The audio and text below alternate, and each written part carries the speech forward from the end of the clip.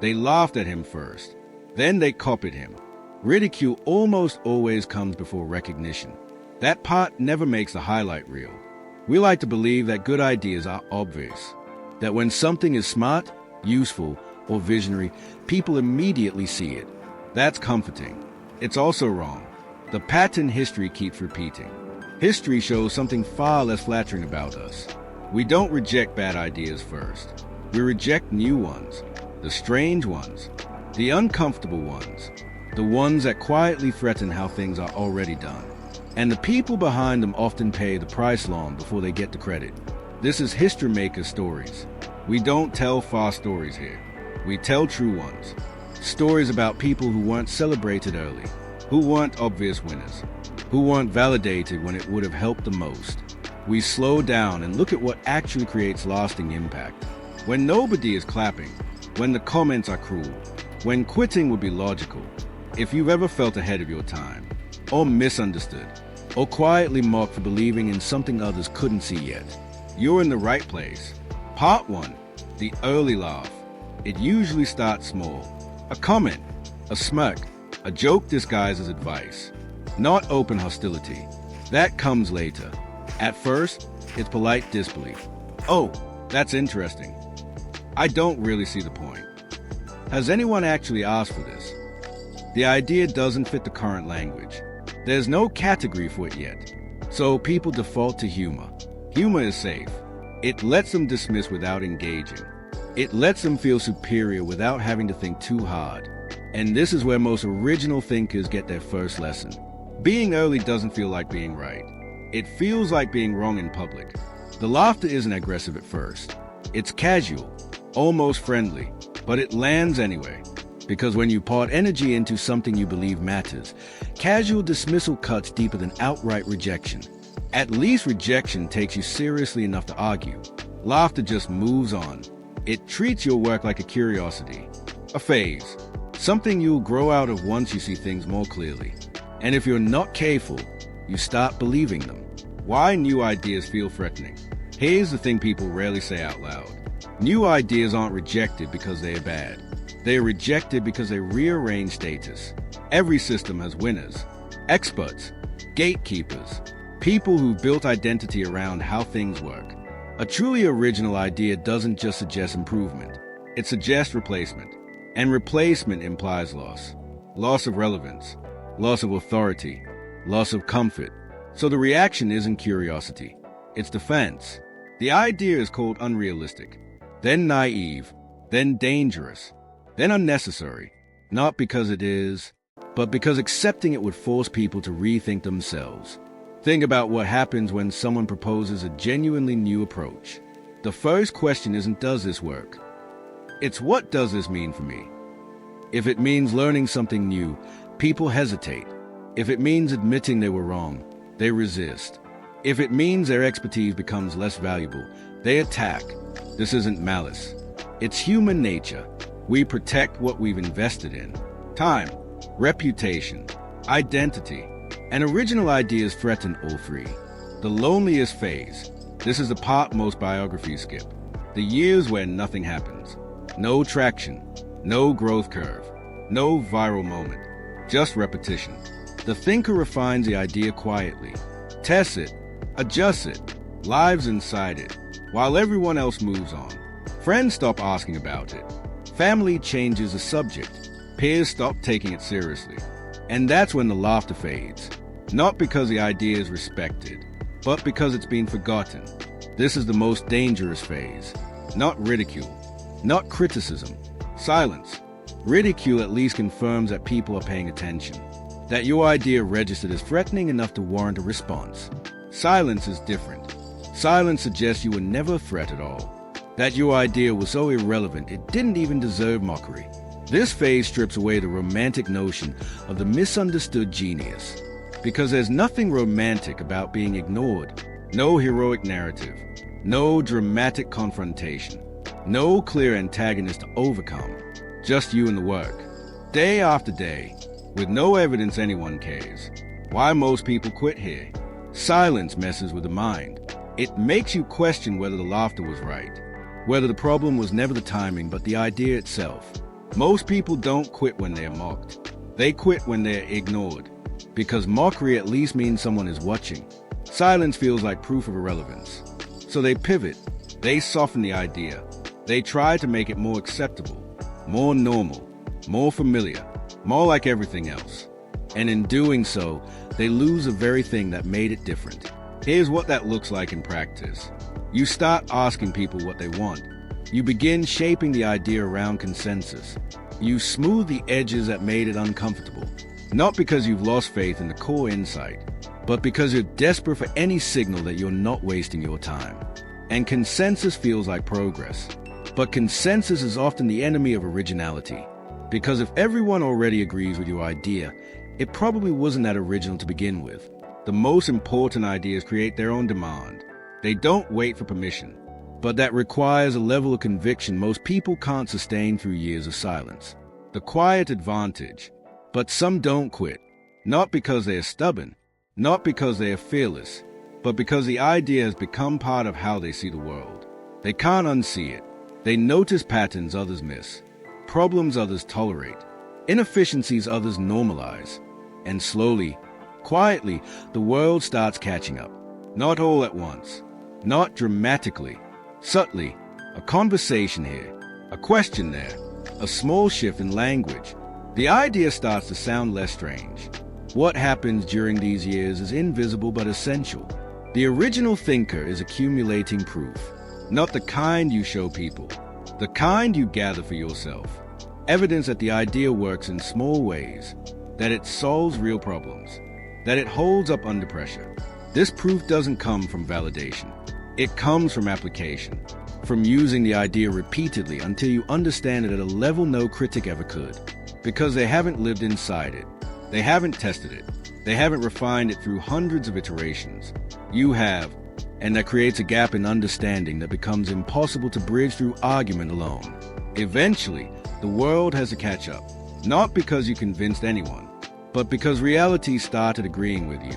When the environment changes, this is important.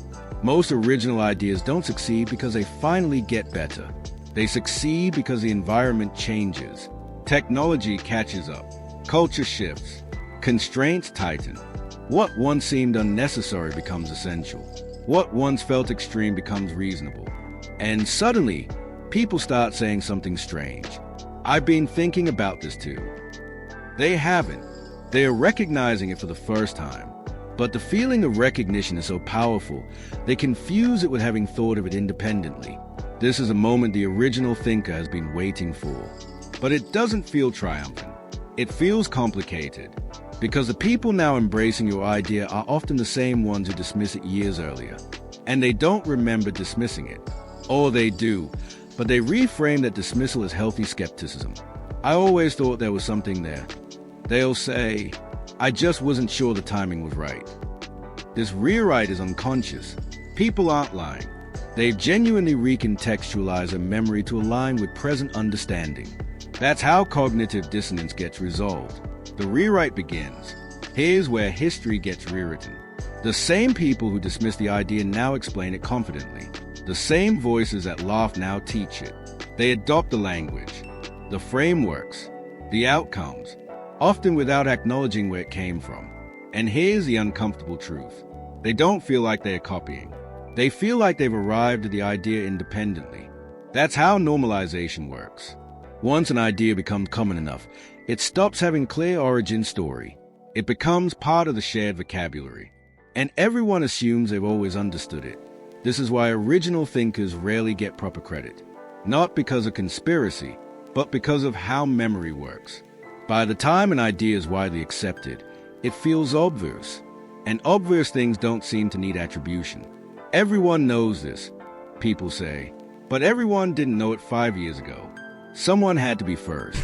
Someone had to endure the doubt. Someone had to pay the social cost of being early. That cost doesn't show up in the final narrative. Why credit rarely goes first. Original thinkers rarely get early credit. They get late imitation. By the time the idea is safe to praise, it's no longer associated with risk. The rough edges have been smoothed, the uncertainty removed, the cost paid by someone else. History prefers clean narratives. not messy beginnings. We like our origin stories tidy, a moment of insight, a clear breakthrough, a neat timeline from conception to acceptance. But real innovation is rarely clean. It's years of confusion, false starts, dead ends, adjustments made in darkness, and most of that gets edited out later. What remains is a polished version, the one that makes sense in retrospect, the one that looks inevitable. But it wasn't inevitable. It was contingent, dependent on someone willing to look foolish, willing to be lonely, willing to stay committed when every rational signal said to quit. That's the part we forget. The emotional cost no one mentions. Let's be honest, being early hurts. It costs relationships, confidence, time. You watch others advance faster by choosing safer paths. You question whether impact is worth isolation, whether being understood later compensates for being lonely now. There's no neat answer to that, only trade-offs. Original thinkers live with a specific kind of loneliness, not the loneliness of having no one around, but the loneliness of having no one who understands what you're building. You can explain it, you can diagram it, you can demonstrate it, but until someone else sees what you see, you're fundamentally alone with it, and that isolation affects everything. Your confidence wavers more than it should. Your decisions feel heavier. Your progress feels less real because it's unvalidated. You start wondering if this is what delusion feels like. If maybe everyone else is right and you're just too invested to see it. Those thoughts don't arrive once. They are persistent, and they're exhausting. The difference between ahead and alone. Here's a quiet distinction. Not everyone who feels alone is ahead of their time. Some ideas truly are flawed. The difference is this. Original thinkers stay curious. They test their assumptions. They refine without diluting. They don't cling to being right. They commit to being honest. That's what separates vision from delusion. A delusional thinker becomes more rigid over time. They interpret resistance as proof they are right. They stop listening. They stop adjusting. An original thinker becomes more precise. They listen carefully to criticism. They distinguish between what's dismissed because it's wrong and what's dismissed because it's uncomfortable. They adjust the idea without abandoning it. That's a hard balance, because you can't let every piece of feedback derail you, but you also can't ignore all feedback. The skill is discernment, knowing when resistance is signal and when it's noise. The moment of imitation. When imitation finally arrives, it's rarely satisfying. It's validating, yes, but also strange, because the people copying didn't walk the road, didn't absorb the doubt, didn't sit with the uncertainty. They arrived after the cost was paid. And by then, the original thinker has already moved on. There's a phrase for this feeling. Bittersweet vindication. You were right, but you were right alone. And now that others agree, the insight no longer feels as valuable. Because part of what made it powerful was that it was yours. It was a thing you saw when no one else did. Now it belongs to everyone. And that's good for the idea. But it's complicated for the thinker, because you spent years protecting something that's now being distributed freely. And you're supposed to feel grateful. Sometimes you do, sometimes you don't. Both responses are valid. What this really teaches. Here's what history quietly teaches us. Being first doesn't feel like winning. It feels like being exposed. Being right doesn't feel rewarding at the start. It feels isolating. And being copied doesn't feel triumphant. It feels inevitable. Original thinkers aren't celebrated early. They are tested early. And the test isn't about intelligence. It's about endurance. Can you carry an idea through years of doubt? Can you refine it without external encouragement? Can you stay committed when every social signal says to quit? Most people can't. Not because they lack vision, because they lack tolerance for isolation. That's the real filter. Not intelligence, not creativity, psychological endurance. Every generation laughs at what it doesn't yet understand. Every system resists what it can't control. And every meaningful shift begins as an inconvenience. If you're building something that doesn't fit neatly, that doesn't get applause, that makes people uncomfortable, you're not necessarily wrong. You might just be early. And being early means you'll pay costs others won't. Social costs, emotional costs, opportunity costs. But it also means you'll see things others can't. That's a trade-off. Not better, just different. If you're ahead of your time, you'll feel alone first. That's not a flaw in the process. That is a process. This channel exists for people building quietly, thinking deeply, and playing the long game when shortcuts would be easier. Subscribe to HistoryMaker Stories. We don't chase noise here. We study what lasts.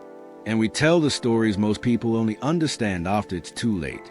Because by the time everyone else gets it, you'll already be building the next thing.